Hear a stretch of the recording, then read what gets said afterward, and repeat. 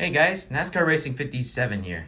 Here we are going to do a diecast unboxing, but instead of having a NASCAR or an Indy car, we're going to have a Formula One race car, and this is Charles Leclerc's 2022 F175 from 2022. On the back, you can see there's two different packagings, although this one has been blocked off by this.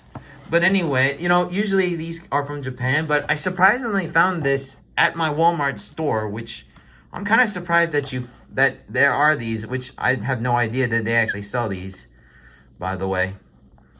So in the packaging, you see you got Charles Leclerc in there, along with his car from 2022. And let's see if we can get this car out of the box. Oh wait, I need to keep. Oh wait, there is some tape at the bottom. Sorry. So anyway, F1 is an international racing sport with drivers all over the world. And as for those of you who don't know, Charles Leclerc is a monogasque driver with the Ferrari team. Although Ferrari isn't really the best at keeping up with the championship, apparently. They always seem to collapse over the years with championships. With Fernando Alonso, they couldn't even win one when they were good. Sebastian Vettel still collapsed. And I'm sorry if I'm talking too much. It's just that this box is really hard to get rid of the packaging. Oh, got it.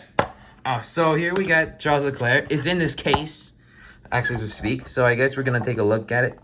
So here you got the number 16, which is the black 16. The Shell Pennzoil, AWS, which is Amazon Prime. Santander, the Ferrari logo right here. Shell V-Power. And on the sides, you got some Italian sponsors and also the Shell and Pennzoil logo. The Snapdragon, which I have no idea what that is. Also, as for the new 2022 cars, the reason why I said new was because it was a new design for 2022. You see, you got the new Pirelli tires, the black fender. And on top of here, 75th anniversary, which is to represent Ferrari's 75 years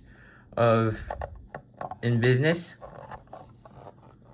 Also on F1, they got these side fenders here. And on the other side is pretty much the same thing. I think you can remove this base as long as you have the screws right here. And one in here, I think. I'll give you a 360 look at the collector's case. And that'll conclude today's video. Well, guys, thanks for watching this episode, and more episodes will come out soon. Thanks for watching, and please subscribe.